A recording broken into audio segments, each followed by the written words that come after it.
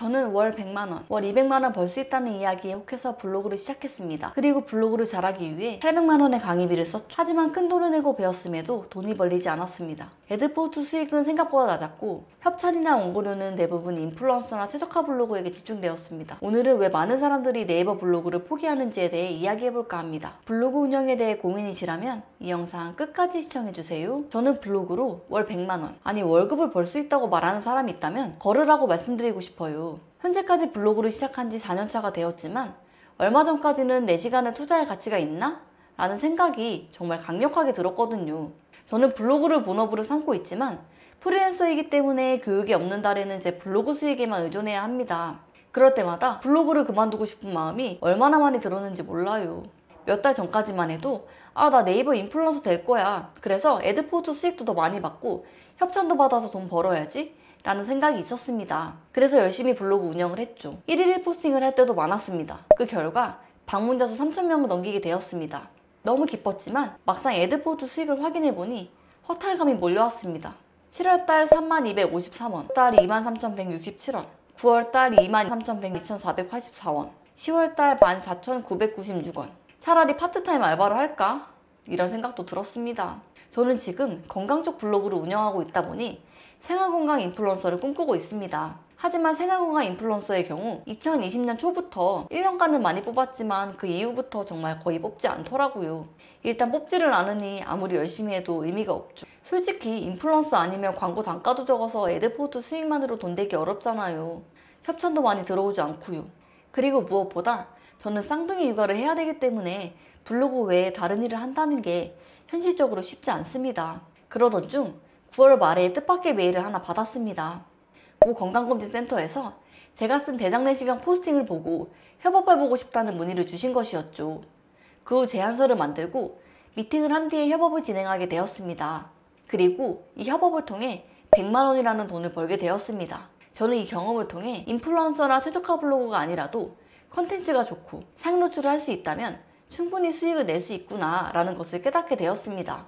물론 인플루언서나 최적화 블로그가 아니라면 블로그로 돈을 버는 것은 쉽지 않습니다. 하지만 돈이 되는 키워드를 상위 노출시키고 양질의 콘텐츠를 제공한다면 누구에게나 기회가 찾아온다고 생각합니다. 육아하면서 집에서 돈 벌고 싶은 분들, 추가 수입이 필요한 직장인분들 절대 포기하지 마세요. 블로그로 큰 수익을 내는 사람은 소수일지라도 돈이 되는 키워드를 찾아서 상위 노출하는 방법만 안다면 누구든지 돈을 벌 수 있습니다. 여기까지 영상 봐주신 분들을 위해 제가 블로그 운영 팁을 알려드리고자 합니다. 전에 나가신 분들 정말 안타깝습니다. 그럼 협업이나 협찬, 원고료 문의를 받기 위해서는 어떻게 블로그를 운영해야 될까요?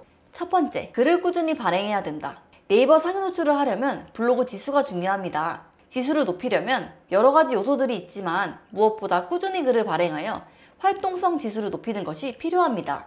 하지만 이때 양질의 글을 쓴다는 전제 조건이 중요합니다.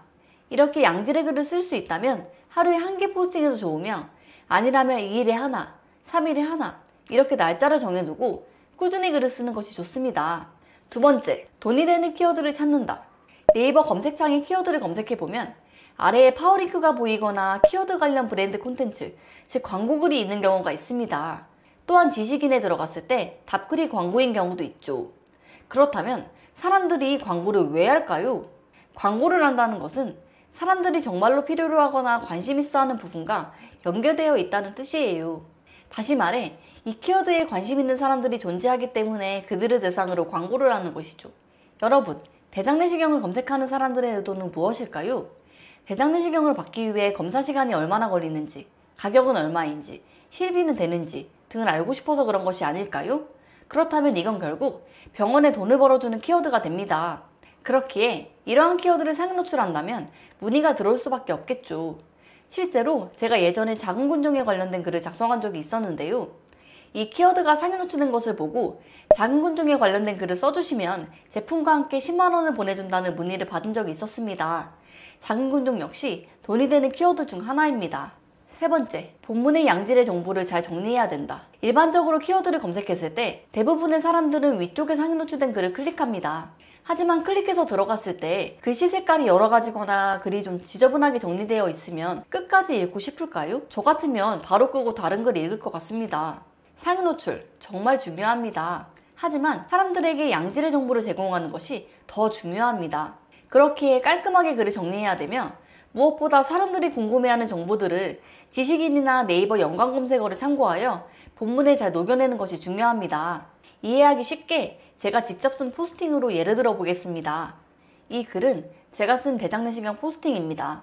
저는 대장내시경 받기 전에 음식 관리와 약 복용을 왜 해야 되는지 이유부터 적었습니다. 사람들이 약 복용이랑 음식 관리를 해야 한다고는 알고 있지만 이게 왜 중요한지 잘 모르고 그 이유를 정확하게 알고 싶어 하는 분들이 계시기 때문입니다. 그 다음으로는 3일 전 음식부터 2일 전까지 음식과 식단을 정리했습니다. 여기서는 먹어도 되는 음식과 피해야 될 음식, 그리고 제 경험을 적었습니다. 그리고 이때 사람들이 궁금해하는 고춧가루와 깨, 그리고 탄산음료, 커피, 유제품 이러한 내용들을 추가해서 적었습니다. 그리고 여기 식단 예시도 추가로 적었습니다. 그 다음으로는 하루 전 음식과 전날부터 당일까지 약 복용 방법을 적었는데요. 저는 이때 간장에 대한 내용을 추가해서 적었습니다.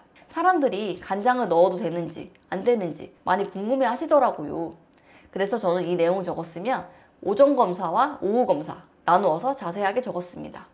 그리고 약 복용 방법도 약 종류에 따라서 자세하게 적었습니다. 마지막으로 복용하던 약이 있다면 이걸 먹어도 되는지 먹으면 안 되는지에 대한 내용도 자세하게 정리했습니다.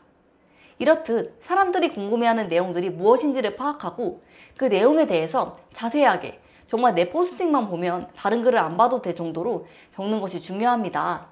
참고로 저 글이 대장내시경 전 음식이라는 스마트 블록 탭에서 3일 전 음식 1위였습니다. 이 글 하나로 하루에 589 조회수가 찍힌 적도 있었습니다. 저는 이 글을 통해서 위에서 말씀드렸듯이 100만 원이라는 돈을 벌게 되었습니다. 저는 최적화 블로그도 인플루언서도 아닙니다. 저는 이러한 블로그 운영 노하우를 공유하여 여러분들과 함께 성장하고 싶어 유튜브를 시작했습니다. 인플루언서나 최적화 블로그가 아니라도 블로그를 제대로 운영할 줄 안다면 누구든지 돈을 벌 수 있습니다.